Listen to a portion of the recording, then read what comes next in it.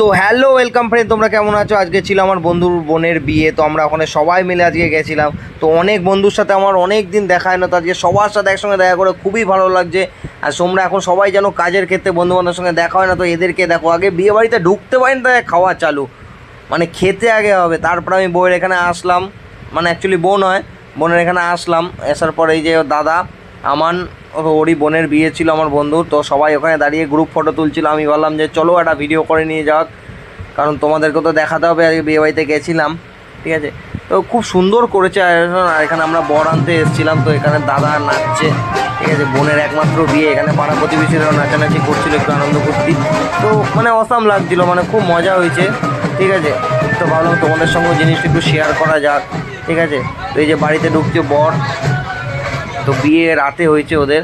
এই যে menu card, আমরা তো বিয়ে ফিয়ে যত দেখার কোনো সিনই নেই, আগে খাবো। যে সবাই মিলে খেতে বসেছি, ঠিক আছে। আর খাওয়া দেখলে গাছ পাগলা হয়ে যাবে, কি বিচ্ছিরি প্রকৃতিভাবে খাচ্ছে ভাই সবাই। মানে আমরাই একমাত্র এত কপাল খারাপ যে মাথার উপরে আমাদের ফ্যান ছিল না। এরা দুজন মিলে ফ্যানের তলায় বসেছে, আমরা দেরি করে এসেছি, মাথার তলায় কোনো ফ্যান নেই। তো তাড়াতাড়ি করে বিরিয়ানি করেছিল, চিকেন চাপ করেছিল, ও আবার আমার পাতে একটা পেঁয়াজ দিয়ে দিল, ঠিক আছে। ও জানে ওটা আমি ভালো খাই। তো চলো আমরা একটু খেয়ে দেখি কেমন হয়েছে, তারপর তোমাদেরকে জানাচ্ছি।